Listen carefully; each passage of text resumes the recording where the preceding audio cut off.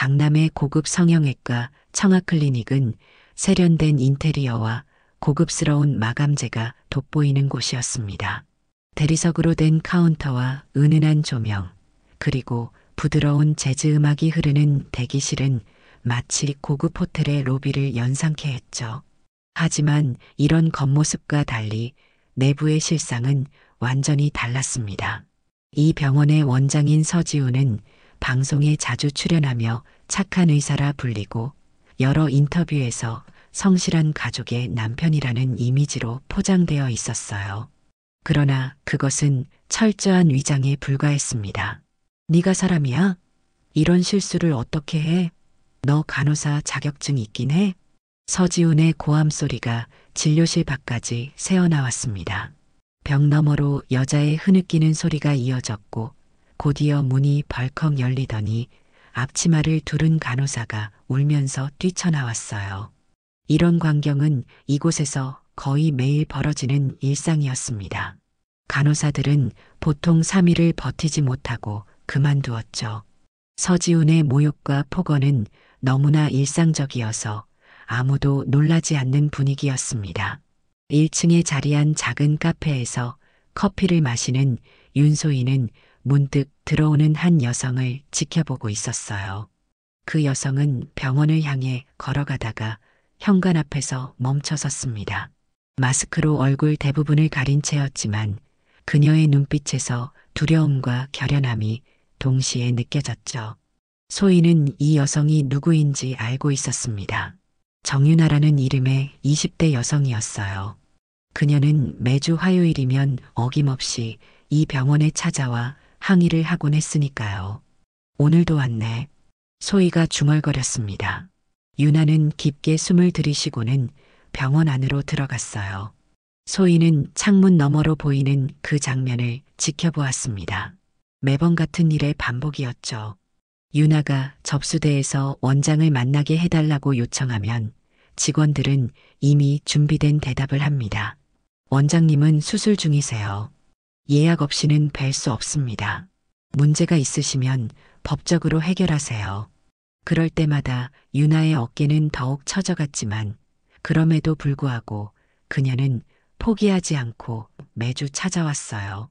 소희의 카페 문이 열리고 들어온 사람은 건물의 경비원 김만수였습니다.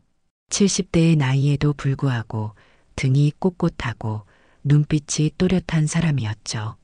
김만수는 조용히 커피 한 잔을 주문했습니다. 그도 역시 창밖으로 병원 입구를 바라보고 있었어요. 또 왔네요. 그 아가씨가. 만수가 말했습니다. 네, 오늘도 왔어요. 소희가 대답했어요. 저 사람 얼굴이 어떻게 됐는지 궁금하지 않으세요? 항상 마스크를 쓰고 있으니 궁금하죠. 하지만 더 궁금한 건 저 원장이 얼마나 더 많은 사람들에게 상처를 줬을까 하는 겁니다. 만수의 말에 소희는 침묵했어요. 그녀도 알고 있었습니다. 이 병원에 무슨 일이 벌어지고 있는지를요. 청아클리닉은 마치 화려한 포장지에 쌓인 썩은 과일 같았습니다. 겉으로는 아름답고 고급스러웠지만 내부는 부패로 가득 차 있었죠. 창밖으로 보이는 윤아의 모습이 다시 보였습니다. 이번에도 그녀는 아무것도 이루지 못한 듯 처진 어깨로 병원을 나오고 있었어요. 소희와 만수는 그녀가 카페로 향하는 것을 지켜보았습니다. 윤아는 매번 그랬듯이 구석진 자리에 앉아 아메리카노 한 잔을 주문했죠. 그리고는 마스크를 조금 내리고 커피를 한 모금 마셨습니다. 그 순간 소희는 윤아의 얼굴 한쪽이 심하게 일그러져 있는 것을 볼 수 있었어요. 그리고 눈물이 그녀의 뺨을 타고 흘러내렸습니다. 누군가는 저 사람을 막아야 해요. 소희가 중얼거렸습니다. 이 말에 만수의 눈빛이 조금 더 단단해졌어요. 그는 오랫동안 지켜보기만 했지만 이제는 더 이상 참을 수 없다는 표정이었습니다. 무언가 결심한 듯한 눈빛으로 윤아를 바라보았죠. 정윤아는 카페의 구석진 자리에 앉아 마스크 속으로 뜨거운 눈물을 삼켰습니다. 2년 전의 기억이 또다시 머릿속을 파고들었어요. 그때 그녀는 23, 대학을 갓 졸업하고 취업을 준비하던 시기였습니다. 청아클리닉의 화려한 광고와 서지훈 원장의 유명세에 이끌려 용기를 냈던 그날이 떠올랐어요. 조금만 예뻐지면 더 좋은 기회가 올 거야라는 생각으로 모아둔 돈을 전부 털어 수술대에 올랐던 순간이 아직도 생생했죠. 하지만 수술 이후부터 모든 것이 달라졌습니다. 회복 과정에서 지속적인 통증이 찾아왔고 거울을 볼 때마다 비대칭이 눈에 띄었어요. 처음에는 시간이 지나면 좋아질 거예요 라는 말을 믿었지만 날이 갈수록 상태는 악화되기만 했습니다. 얼굴 한쪽이 붓고 마치 살이 썩어가는 듯한 이상한 증상까지 나타났어요. 심리적인 문제입니다. 완벽주의가 심해서 그런 거예요. 서지훈 원장의 냉담한 목소리가 귓가에 맴돌았습니다. 증상을 호소할 때마다 돌아오는 대답은 항상 그랬어요. 심지어 요즘 젊은 여자들은 조금만 불편해도 과장해서 말한다며 비웃기까지 했죠.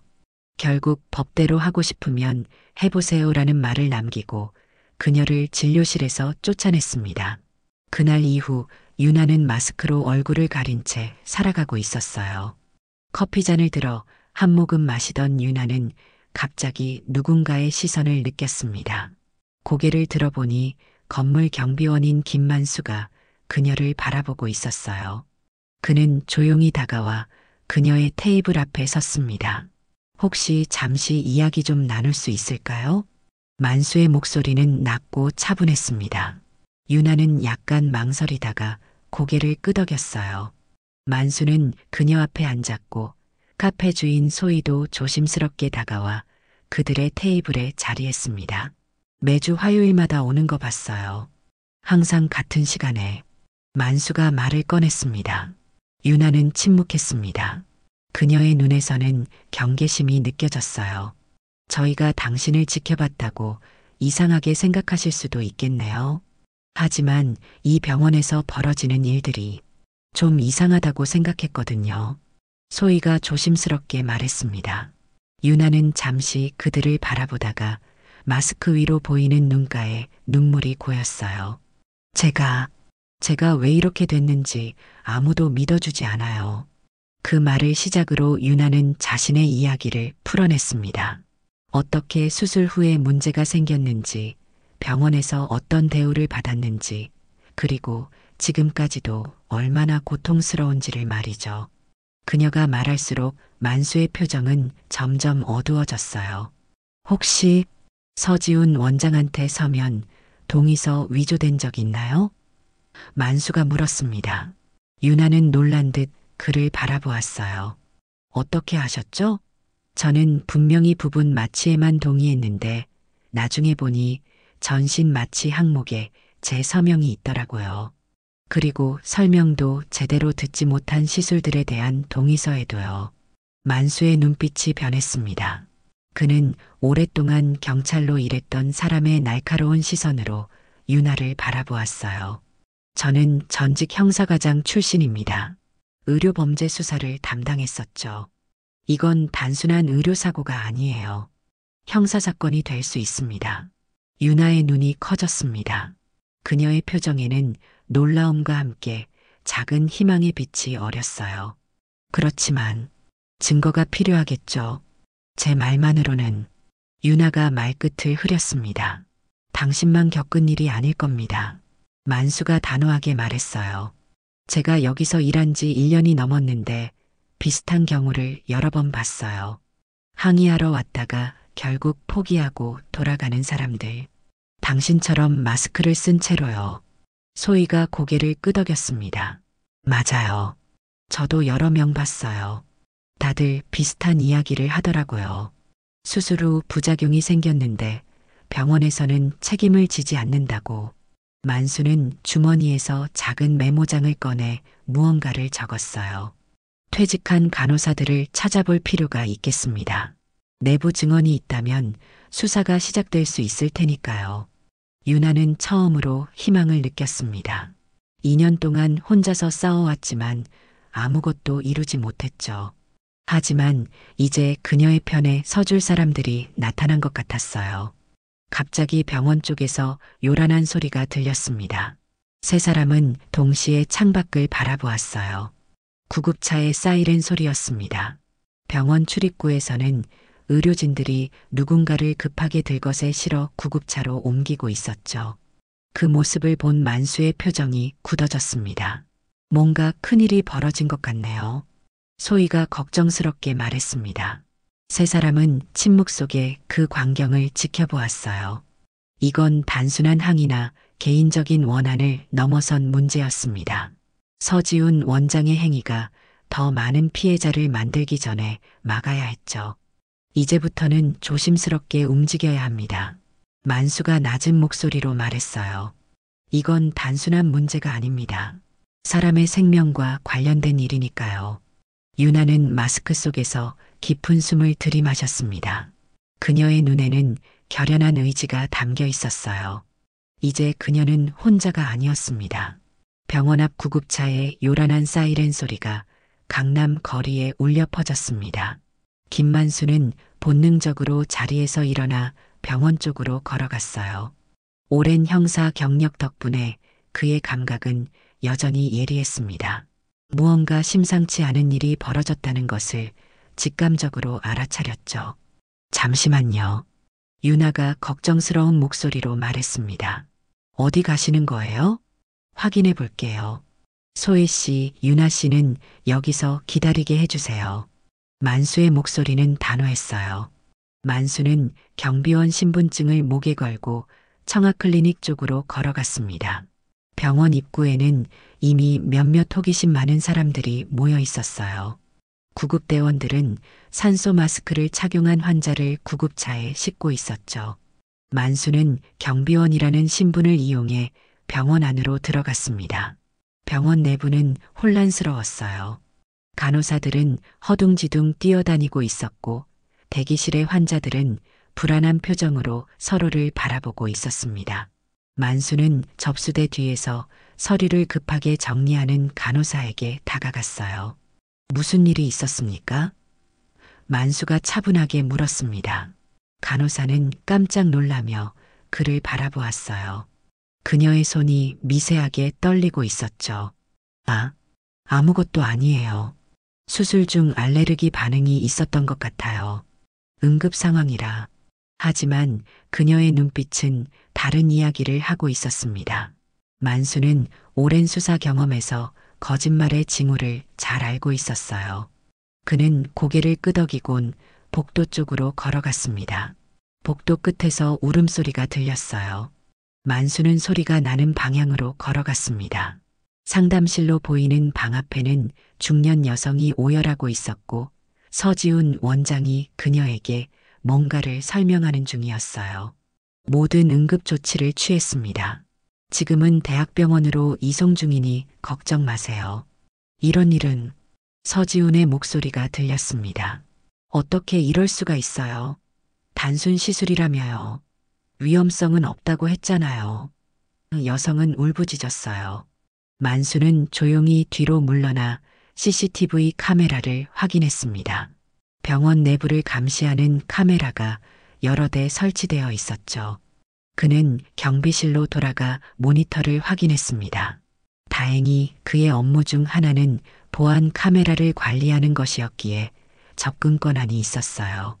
모니터에는 여러 각도에서 촬영된 병원 내부 영상이 보였습니다. 만수는 시간을 조금 되돌려 사고 직전 상황을 확인했어요. 3번 수술실에서 서지훈이 수술을 진행하는 모습이 보였습니다. 그런데 갑자기 환자의 상태가 급변했고 의료진이 허둥지둥 대처하는 모습이 담겨 있었어요. 더 충격적인 것은 서지훈이 간호사에게 소리치며 책임을 전가하는 장면이었습니다. 이게 당신 실수잖아. 내가 뭐라고 했어? 5cc라고 했지. 10cc라고 했어? 만수는 즉시 영상을 백업하기 시작했습니다. USB를 꽂고 관련 영상을 모두 복사했어요.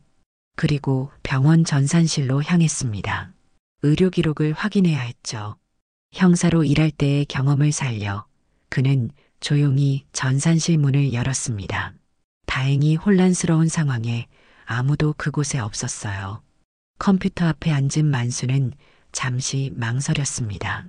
불법적인 행위가 될 수도 있었지만 사람의 생명이 위험에 처한 상황에서는 행동해야 한다고 판단했어요.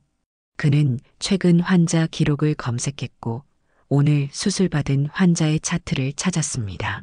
차트에는 김미영, 35세, 안면 지방 이식술이라고 적혀 있었어요.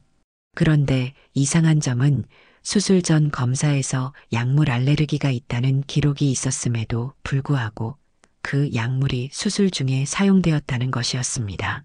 더 충격적인 것은 서지훈이 그 기록을 수정하고 있었다는 흔적이 남아 있었어요. 만수는 이 모든 정보를 USB에 복사했습니다. 그리고 조용히 전산실을 나와 카페로 돌아갔어요.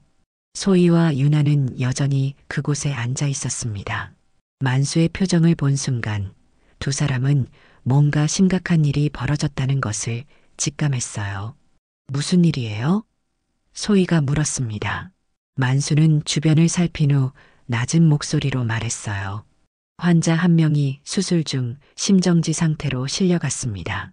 약물 알레르기가 있는 환자에게 금기 약물을 투여한 것 같아요. 그리고 서지훈은 기록을 조작하고 있었습니다. 유나의 얼굴이 하얗게 변했습니다. 마스크 너머로도 그녀의 충격이 느껴졌어요. 그럼 그 환자는 아직 모릅니다. 대학병원으로 이송됐어요. 하지만 이건 단순 실수가 아닙니다. 만수가 단호하게 말했어요. 그는 USB를 꺼내 테이블 위에 올려놓았습니다. 증거가 여기 있습니다. 소희는 손으로 입을 가리며 충격을 감추지 못했습니다. 이걸 어떻게 해야 하는 거죠? 만수는 잠시 생각에 잠겼다가 말했어요. 저는 형사과장으로 일하면서 의료범죄를 수사했습니다. 이런 케이스를 여러 번 봤어요. 서지훈은 단순히 실수한 게 아니라 의도적으로 기록을 조작하고 있습니다. 이건 업무상 과실치사가 될 수 있어요.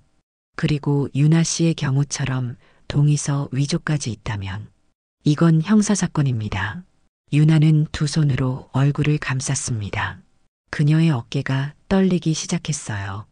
그동안 아무도 믿어주지 않았어요. 제 말을. 소희가 유나의 어깨를 토닥였습니다. 이제는 혼자가 아니에요. 우리가 함께 할게요. 만수는 결심한 듯 고개를 끄덕였어요. 먼저 병원에서 근무했던 간호사들을 찾아야 합니다. 내부 증언이 필요해요. 그리고 법적 절차를 밟기 위해 전문 변호사의 도움이 필요할 겁니다. 제가 알고 있는 간호사가 한 명 있어요. 소희가 말했습니다. 몇 달 전에 이 병원을 그만두고 제 카페에서 자주 커피를 마시러 왔었죠. 그녀도 병원 분위기 때문에 괴로워했어요. 연락해 볼게요. 세 사람은 각자의 역할을 나누기 시작했습니다. 만수는 증거 수집과 법적 절차를, 소희는 전직 직원들 연락을, 그리고 유나는 자신의 경험을 정리해 진술서를 작성하기로 했어요. 그들의 눈빛에는 이제 단호함이 담겨 있었습니다. 서지훈의 악행을 막기 위한 반격이 시작된 것이었죠. 김만수의 작은 원룸은 그동안 모아온 자료들로 꽉 차 있었습니다. 벽에는 청아클리닉 관련 신문 기사와 서지훈 원장의 방송 출연 사진이 붙어 있었고 테이블 위에는 USB와 노트, 그리고 녹음기가 놓여 있었어요.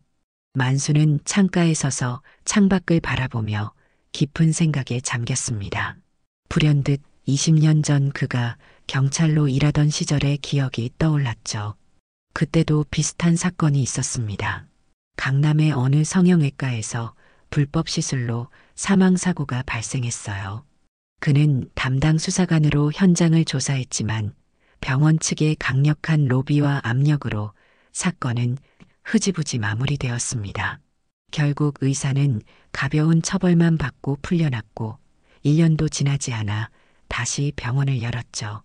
그리고 또 다른 피해자가 생겼습니다. 이번에는 달라야 해. 만수가 중얼거렸어요. 문득 핸드폰이 울렸습니다. 소희였어요. 만수 씨, 좋은 소식이 있어요. 전직 간호사 3명이 만나주기로 했습니다. 지금 제 카페에 모여 있어요. 만수는 즉시 자료를 챙겨 소희의 카페로 향했습니다. 일요일 오후 카페는 문을 닫고 내부에만 불이 켜져 있었어요. 안으로 들어가니 소희와 유나 그리고 3명의 젊은 여성이 앉아 있었습니다. 안녕하세요. 김만수입니다. 그가 인사했어요. 간호사들은 긴장한 표정으로 그를 바라보았습니다. 한 명이 먼저 입을 열었어요. 저는 박지영이라고 합니다. 6개월 전까지 청아클리닉에서 일했어요. 사실 말하기가 두려웠지만 더 이상 침묵할 수 없다고 생각했습니다. 또 다른 간호사가 말을 이었습니다. 저는 김수연이에요. 1년 전에 그만뒀죠. 원장의 폭언과 부당한 지시를 더 이상 견딜 수 없었어요. 특히 환자 차트를 조작하라는 지시가 너무 괴로웠습니다. 3번째 간호사 이민지는 눈물을 참으며 말했어요. 저는 3개월 전까지 있었어요. 사실 어제 응급 상황이 된 환자 김미영 씨의 담당 간호사였습니다. 원장님이 알레르기 기록을 무시했어요. 제가 확인시켜 드렸는데도 만수는 녹음기를 꺼내 테이블 위에 올려놓았습니다. 괜찮다면 진술을 녹음해도 될까요? 법적 증거로 사용될 수 있습니다. 간호사들은 서로를 바라본 후 고개를 끄덕였어요. 그들의 진술은 충격적이었습니다. 서지우는 환자들에게 충분한 설명 없이 시술을 진행했고 동의서를 위조하는 일이 빈번했다고 합니다. 비용을 더 받기 위해 필요 없는 시술을 추가하기도 했으며 부작용이 생기면 환자의 탓으로 돌렸다고 해요. 더 심각한 것은 의료기록 조작이 일상적으로 이루어졌다는 점이었습니다. 원장님은 항상 의료사고는 없다. 있는 건 의료과실 뿐이다라고 말했어요. 그리고 그 과실조차도 인정하지 않았죠. 지영이 말했습니다. 유나는 그들의 이야기를 들으며 눈물을 흘렸어요. 저만 이런 일을 당한 게 아니었군요. 당신만 겪은 게 아니었어요. 수연이 유나의 손을 잡으며 말했습니다. 저희가 재직 중일 때도 비슷한 피해자분들이 많았어요. 하지만 원장의 위협과 법적 대응 때문에 대부분 포기하셨죠. 소희는 모두에게 따뜻한 차를 나눠주며 물었어요. 이 모든 증언들이 법적으로 충분할까요? 만수는 고개를 끄덕였습니다. CCTV 영상과 의료기록 사본, 그리고 내부 증언까지 있다면 강력한 증거가 됩니다. 하지만 전문적인 법률 조언이 필요해요. 만수는 주머니에서 명함 한 장을 꺼냈습니다.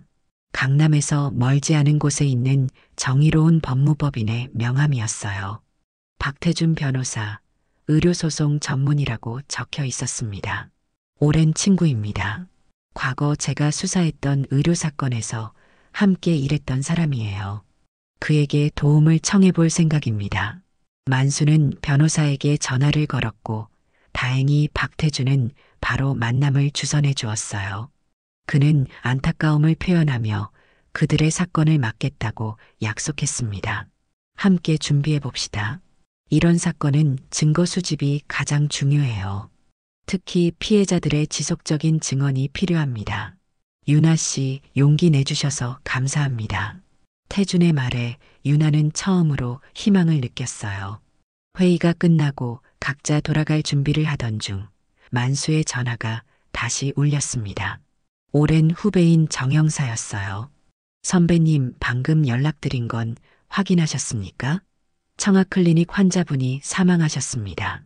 알레르기 쇼크로 인한 심정지였어요. 병원에서는 예상치 못한 합병증이라고 주장하고 있습니다. 만수의 얼굴이 굳어졌어요. USB 받았지? 네, 받았습니다. 내용물을 확인했고 정말 충격적입니다. 이건 단순 과실이 아닌 것 같아요. 내일 아침 수사팀과 이 건을 논의할 예정입니다. 만수는 전화를 끊고 무거운 한숨을 내쉬었습니다. 이제 그들의 싸움은 단순한 의료사고 고발을 넘어 한 사람의 죽음에 대한 진실을 밝히는 일이 되었어요. 이제 어떻게 해야 하나요? 소희가 걱정스럽게 물었습니다. 만수는 창밖을 바라보며 결연한 표정을 지었어요. 이제 우리가 행동해야 할 때입니다. 더 이상의 피해자가 생기기 전에 서지우는 반드시 법의 심판을 받아야 합니다. 유나는 눈물을 닦으며 고개를 끄덕였습니다. 그녀는 조심스럽게 마스크를 벗었어요. 얼굴 한쪽이 심하게 변형되어 있었지만 그녀의 눈에는 강한 의지가 빛나고 있었습니다. 저도 함께 하겠습니다. 끝까지요. 강남의 한 조용한 사무실에서 긴장감 가득한 회의가 열리고 있었습니다. 김만수, 윤소희, 정윤아, 그리고 박태준 변호사와 3명의 전직 간호사들이 모여 있었어요. 테이블 위에는 녹음기와 서류들, 그리고 커피가 놓여 있었습니다. 이들의 표정은 모두 진지했죠. 모두 모여주셔서 감사합니다. 박태준 변호사가 말을 시작했어요. 지금까지 수집한 증거들을 정리해 봤습니다. CCTV 영상, 조작된 의료 기록, 3분의 내부 증언, 그리고 유나 씨의 사례까지. 이제 우리는 충분한 자료를 갖고 있습니다. 만수는 고개를 끄덕였어요. 하지만 서지우는 강력한 인맥을 가지고 있습니다. 방송에도 자주 출연하고 유명 인사들과 교류하죠. 쉽지 않은 싸움이 될 겁니다.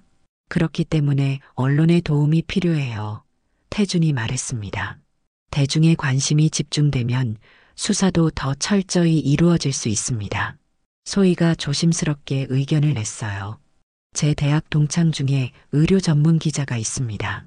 신뢰할 수 있는 사람이고 의료계 비리에 관심이 많은 사람이에요. 만수는 고개를 끄덕였습니다. 좋은 생각입니다. 하지만 조심해야 해요. 모든 정보가 한꺼번에 공개되면 서지훈이 증거를 인멸할 가능성도 있습니다. 그럼 단계적으로 접근하는 게 어떨까요? 전직 간호사 지영이 제안했어요. 먼저 SNS를 통해 피해 사례를 공유하고 이후에 언론에 제보하는 방식으로요. 모두가 동의했습니다. 그들은 각자의 역할을 나누었어요. 유나는 자신의 경험을 상세히 기록하고 소희는 기자와 접촉하며 간호사들은 추가 증언을 정리하기로 했습니다. 만수와 태주는 법적 절차를 준비했어요. 회의가 끝나고 돌아가려는 찰나 유나가 말했습니다. 저 질문이 있어요. 이렇게 해서 정말 서지훈을 멈출 수 있을까요? 그는 너무 강력해 보여요. 잠시 침묵이 흘렀어요. 그때 만수가 유나의 어깨에 손을 얹으며 말했습니다. 정의는 언제나 지연될 수 있지만 결코 패배하지 않습니다. 제가 경찰로 재직할 때 배운 가장 중요한 교훈이에요. 그의 말에 모두가 용기를 얻은 듯 했습니다. 다음 날부터 그들의 계획이 실행되기 시작했어요. 유나는 익명의 SNS 계정을 만들어 자신의 사연을 올렸습니다. 마스크 속에 감춰진 인연의 고통이라는 제목의 글이었죠. 그녀는 수술 전후 사진과 함께 서지훈 원장이 어떻게 자신을 대했는지, 그리고 어떤 고통을 겪었는지 솔직하게 적었어요. 처음에는 조용했습니다. 하지만 점차 댓글이 늘어나기 시작했어요. 저도 비슷한 경험이 있어요. 청아클리닉에서 저도 피해를 입었습니다. 원장이 동의 없이 추가 시술을 했어요. 피해자들이 하나둘씩 나타나기 시작했습니다. 소희의 카페는 이제 그들의 비공식 본부가 되었어요. 매일 저녁 카페 문을 닫은 후 소희는 피해자들에게 따뜻한 차를 대접하며 이야기를 들었습니다. 그녀는 각자의 사연을 정리하고 용기를 북돋웠죠. 만수는 이들의 진술을 녹음하고 추가 증거를 수집했어요. 일주일이 지났을 때 그들은 10명 이상의 피해자 증언을 확보했습니다. 박태준 변호사는 이 자료들을 검토하며 집단소송의 가능성을 타진했어요. 그리고 소희의 대학 동창인 의료 전문 기자 한지민에게 자료 일부를 전달했습니다. 이건 대형 스캔들이 될 수 있어요. 지민이 자료를 검토한 후 말했어요. 하지만 확실한 증거가 더 필요합니다. 서지훈의 법적 대응도 만만치 않을 테니까요. 그때 만수의 전화가 울렸습니다. 경찰청 후배였어요. 선배님, 수사가 시작됐습니다. 김미영 사망 사건과 관련해 내부 조사를 진행 중이에요. 하지만 서지훈 쪽에서는 이미 변호인단을 꾸리고 있습니다. 예상했던 일이네. 만수가 대답했어요. 하지만 우리에겐 결정적인 증거가 있어. 너희가 움직여야 할 때야. 만수는 USB를 하나 더 전달했습니다. 여기에는 서지훈이 의료 기록을 조작하는 모습이 담긴 CCTV 영상과 전직 간호사들의 증언이 들어 있었어요. 이것은 수사의 결정적인 단서가 될 것이었습니다. 그러나 서지훈도 가만히 있지 않았어요. 그는 자신에 대한 비판적인 게시물들이 늘어나자 법적 대응을 예고했습니다. 근거 없는 악성 루머 유포자는 명예훼손으로 고소하겠다는 내용의 성명을 병원 홈페이지에 올렸죠. 또한 방송에 출연해 의료행위에 대한 오해라며 자신을 방어했습니다. 하지만 그의 방어는 오래가지 못했어요. 어느 날 아침 지민의 기사가 대형 언론사 일면을 장식했습니다. 스타 의사의 이중생활 청아클리닉의 충격적 실체라는 제목이었죠. 기사에는 익명의 전직 직원 인터뷰와 함께 서지훈의 의료과실, 기록 조작, 환자 모독 사례가 상세히 보도되어 있었습니다. 그날 오후 SNS에는 강남 성형외과 실체 폭로, 스타 의사의 진짜 민낯이라는 해시태그가 트렌드에 올랐어요. 유나의 익명 계정에 올린 글은 수만 명이 공유했고 댓글은 수천 개를 넘었습니다. 사람들의 공분이 폭발하기 시작했죠. 언론사들은 앞다투어 청아클리닉 앞으로 취재진을 보냈습니다. 서지훈은 악의적인 왜곡이라며 반박했지만 이미 공개된 증거들 앞에서 그의 변명은 설득력을 잃어갔어요. 특히 김미영 씨의 사망 사건이 보도되자 여론은 완전히 뒤집혔습니다. 그들의 반격은 이제 막을 수 없는 파도가 되어 서지훈을 향해 밀려오고 있었습니다. 만수는 창밖으로 보이는 청아클리닉을 바라보며 중얼거렸어요. 이제 시작이다. 강남의 번화가에 새벽이 밝아오고 있었습니다. 청아클리닉 앞에는 이미 수십 명의 기자들이 모여 있었어요. 카메라 플래시가 끊임없이 터지는 가운데 경찰차 여러 대가 병원 앞에 도착했습니다. 형사들이 서류 가방을 들고 내리는 모습이 보였죠. 압수수색이 시작된 것이었습니다. 서지훈 원장님 계십니까? 수사팀장이 접수대에서 물었어요. 간호사는 당황한 표정으로 대답했습니다. 아직 출근하지 않으셨어요. 무슨 일이신가요? 청아클리닉에 대한 압수수색 영장입니다. 의료기록과 CCTV 원본, 서지훈 원장의 컴퓨터와 관련 서류 일체를 압수하겠습니다.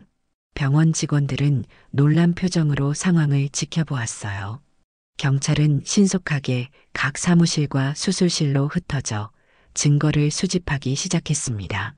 그들이 압수한 물품 중에는 서지훈의 개인 노트북과 환자 차트, 동의서 원본, 그리고 병원 서버까지 포함되어 있었죠.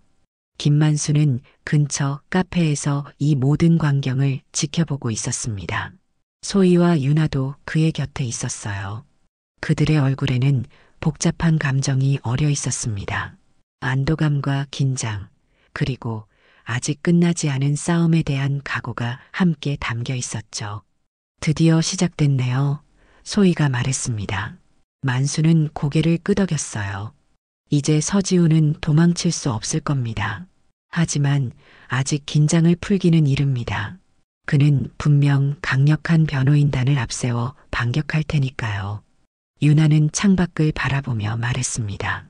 정말 이날이 올 거라고 생각하지 못했어요.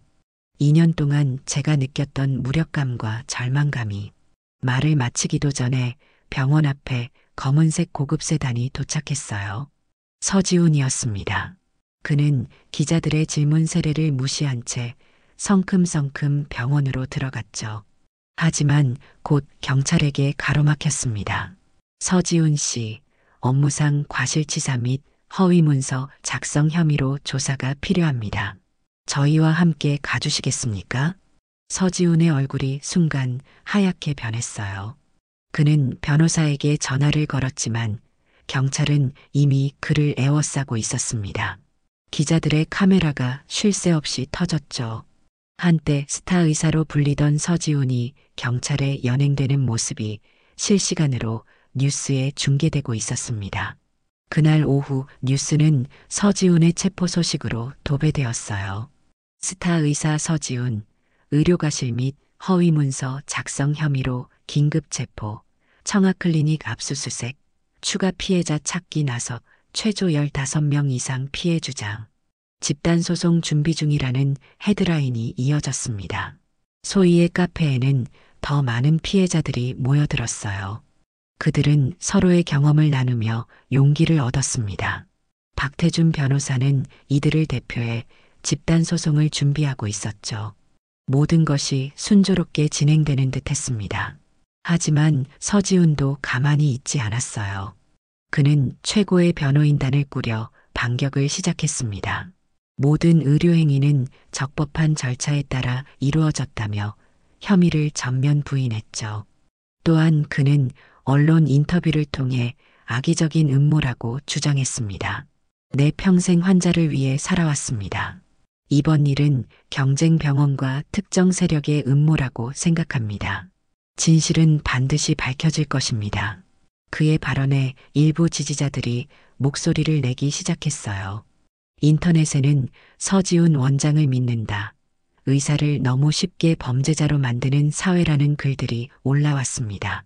서지훈의 변호인단은 이를 활용해 여론전을 펼쳤죠. 만수는 이런 상황을 예상했습니다. 그는 박태준 변호사와 함께 추가 증거를 검토하며 대응책을 마련했어요.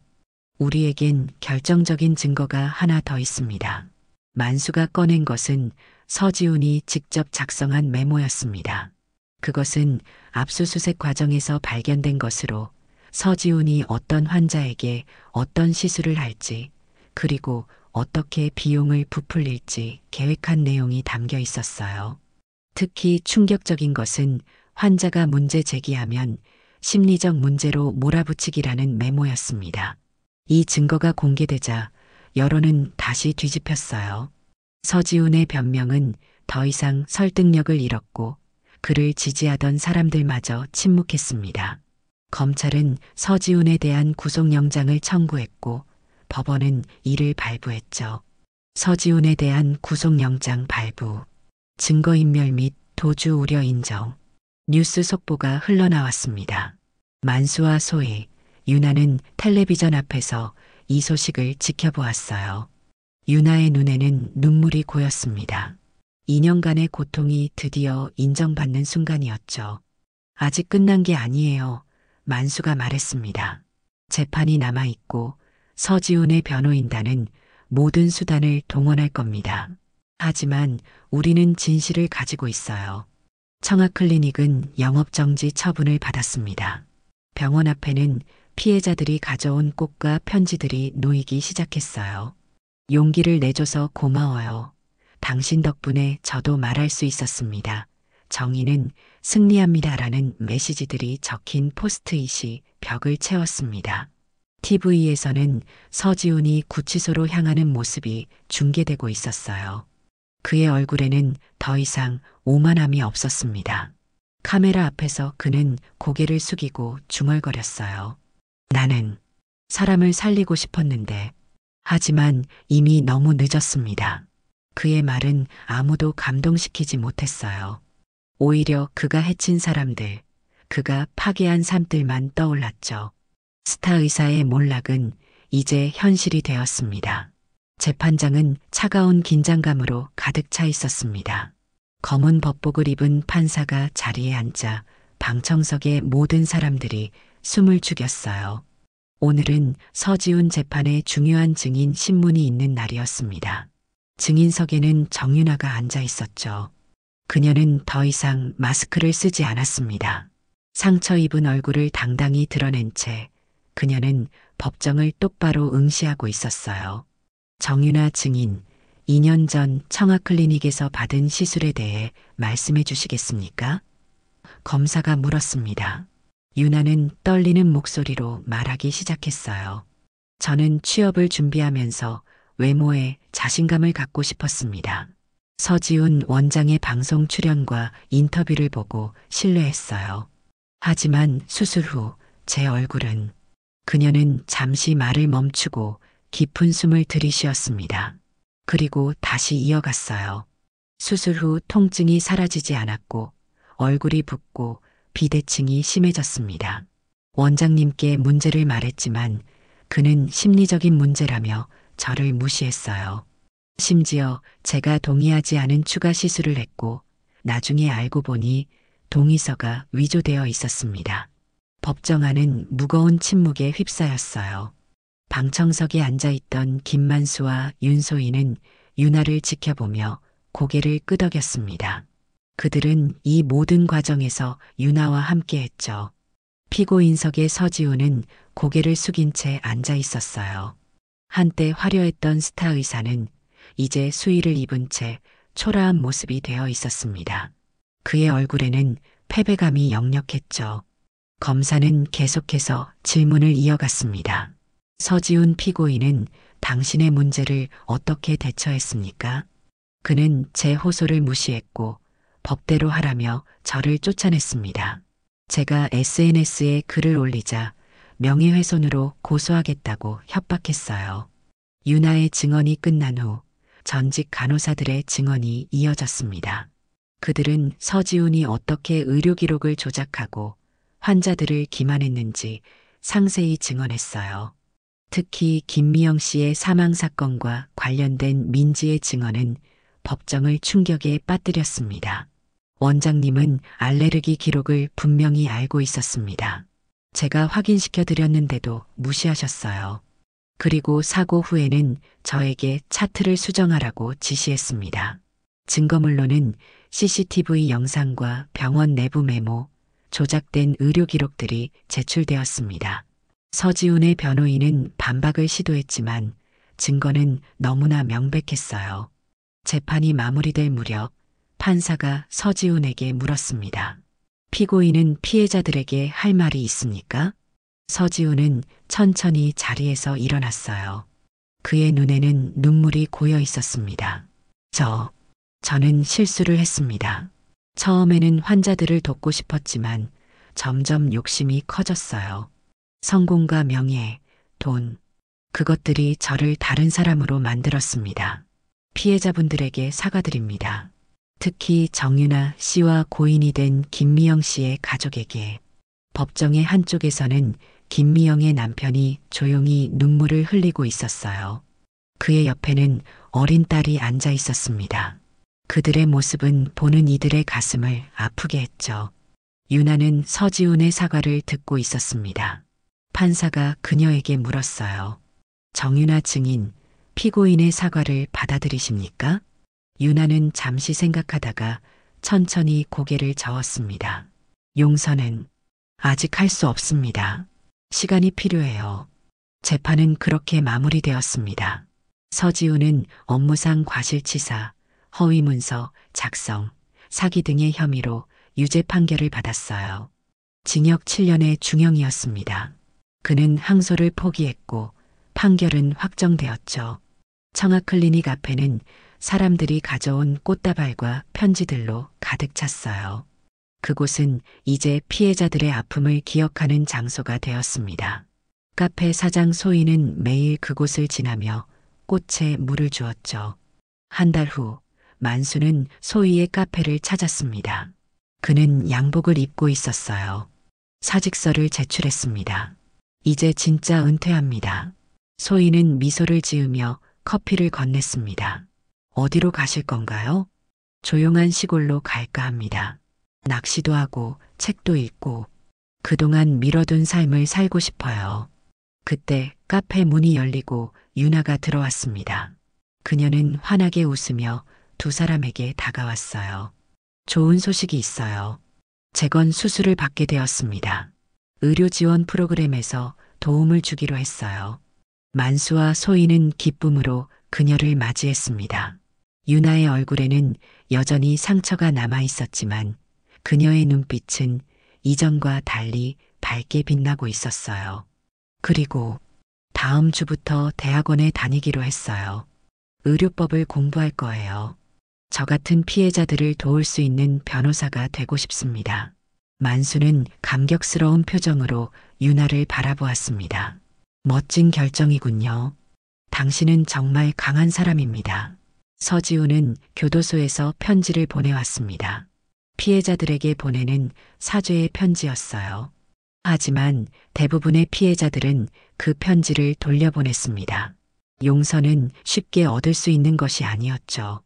그의 뒤늦은 사죄가 2년간의 고통, 그리고 잃어버린 생명을 되돌릴 수는 없었습니다. 병원 입구에서 한 여성이 꽃다발을 내려놓았어요. 그녀는 김미영의 어머니였습니다. 우리 딸아, 이제 편히 쉬렴. 그녀의 말이 봄바람에 실려 흩어졌습니다.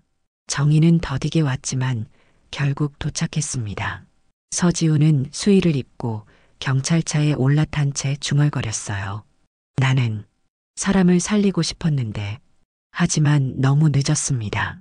그가 저지른 일들은 결코 되돌릴 수 없었어요. 강남의 거리에 따스한 봄 기운이 감돌기 시작했습니다. 청아클리닉이 있던 건물은 이제 다른 회사가 들어서 있었어요. 병원의 흔적은 모두 사라졌지만 그곳에서 일어났던 일들은 사람들의 기억 속에 여전히 남아 있었습니다. 윤소희의 카페는 여전히 그 자리를 지키고 있었죠. 오히려 이전보다 더 많은 손님들로 북적이는 모습이었어요. 오늘은 특별한 날이었습니다. 소희는 아침부터 분주하게 카페를 정리하고 있었어요. 테이블마다 작은 꽃병에 들꽃을 꽂았고 벽에는 새 그림들을 걸었습니다. 그녀는 창밖을 내다보며 미소 지었어요. 거리를 걸어오는 정유나의 모습이 보였기 때문입니다. 유나는 더 이상 마스크를 쓰지 않았어요. 얼굴 한쪽에는 여전히 상처 자국이 남아 있었지만 재건 수술 덕분에 많이 나아진 상태였습니다. 무엇보다 달라진 것은 그녀의 표정이었죠. 이제 그녀는 당당하게 고개를 들고 걸었습니다. 눈빛에는 자신감이 넘쳤어요. 안녕하세요, 소희 씨. 유나가 카페에 들어서며 환하게 웃었습니다. 유나야, 정말 반가워. 오늘 어때? 긴장되지 않아? 소희가 다가와 그녀의 손을 잡으며 물었어요. 조금요. 하지만 설레는 마음이 더 큰 것 같습니다. 오늘은 유나가 법학전문대학원 입학식에 참석하는 날이었습니다. 그녀는 의료법을 전공하기로 했고 피해자들을 위한 법률 상담소를 열겠다는 꿈을 품고 있었어요. 서지훈 사건 이후 유나는 자신과 같은 피해자들을 돕는 일에 삶을 바치기로 결심했습니다. 카페 문이 다시 열리고 김만수가 들어왔어요. 그는 더 이상 경비원 유니폼이 아닌 편안한 차림이었습니다. 은퇴 후 그는 시골로 내려갔지만 오늘 같은 특별한 날에는 서울에 올라와 두 사람을 만나곤 했죠. 아저씨, 유나가 반갑게 외쳤습니다. 우리 변호사님 될 사람 어디 보자. 만수가 미소 지으며 다가왔어요. 그의 손에는 작은 선물 상자가 들려 있었습니다. 입학 축하해. 작은 선물이야. 유나는 감동의 눈물을 참으며 선물을 받았어요. 상자 안에는 법정과 함께 작은 메모가 들어 있었습니다. 정의는 언제나 지연될 수 있지만 결코 패배하지 않는다. 고맙습니다. 정말로요. 유나의 목소리가 떨렸습니다. 소희는 세 사람을 위한 특별한 커피를 내왔어요. 오늘을 위해 준비한 블렌드예요. 새 시작이라고 이름 붙였어요. 그들은 조용히 커피를 마시며 지난 날을 회상했습니다. 서지훈 사건이 미디어를 타고 퍼진 후 의료계에는 큰 변화가 일어났어요. 의료사고 처리 과정이 더 투명해졌고 환자 권리를 보호하는 법안이 강화되었습니다. 또한 피해자들을 위한 지원 시스템도 마련되었죠. 김미영 씨의 가족은 어떻게 지내나요? 유나가 물었습니다. 만수가 대답했어요. 보상금으로 작은 가게를 열었다고 들었어.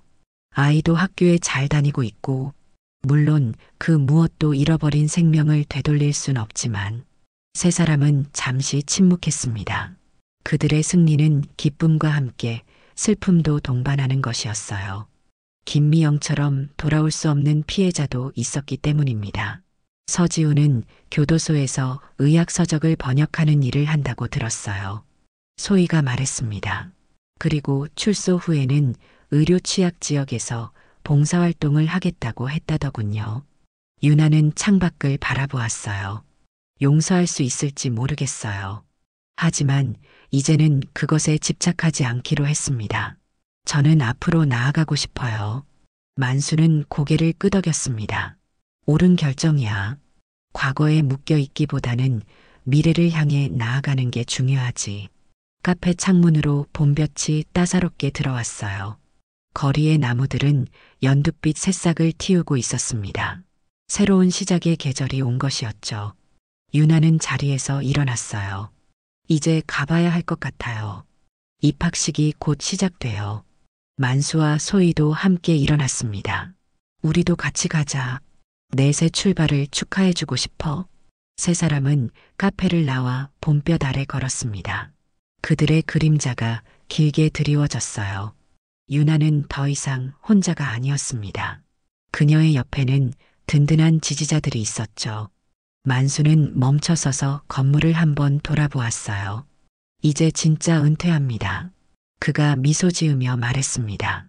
평화로운 시골 생활이 기다리고 있으니까요. 소희가 그의 어깨를 토닥였습니다. 자주 놀러 오세요. 커피는 항상 준비해 두고 있을게요. 고맙습니다, 아저씨. 진짜로요. 유나가 진심을 담아 말했어요. 아저씨가 아니었다면 저는 아직도 마스크 속에 숨어 살고 있었을 거예요. 만수는 쑥스러운 듯 고개를 저었습니다. 내가 한 일은 별로 없어. 용기를 낸 건 너야. 세 사람은 봄바람이 부는 거리를 따라 걸었습니다. 그들 뒤로 청아클리닉이 있던 건물이 점점 멀어졌어요. 과거의 상처는 여전히 남아 있었지만 이제 그들은 그 상처와 함께 살아가는 법을 배우고 있었습니다. 아픔은 완전히 사라지지 않을지라도 시간이 지나면 조금씩 나아질 것이었죠. 유나의 걸음이 점점 빨라졌습니다. 그녀의 앞에는 새로운 길이 펼쳐져 있었어요. 더 이상 마스크 속에 숨지 않고 당당하게 세상을 마주하는 살. 그녀는 이제 자신의 상처를 통해 다른 이들을 도울 수 있는 사람으로 거듭나고 있었습니다. 봄이 오면 모든 것이 다시 시작됩니다. 상처 입은 영혼도 잃어버린 꿈도 모두 다시 싹을 틔울 수 있죠. 유나와 소혜 그리고 만수의 이야기는 이제 새로운 장으로 접어들고 있었습니다. 그들이 함께 걸어가는 길 위로 봄날의 햇살이 따스하게 내리쬐고 있었어요.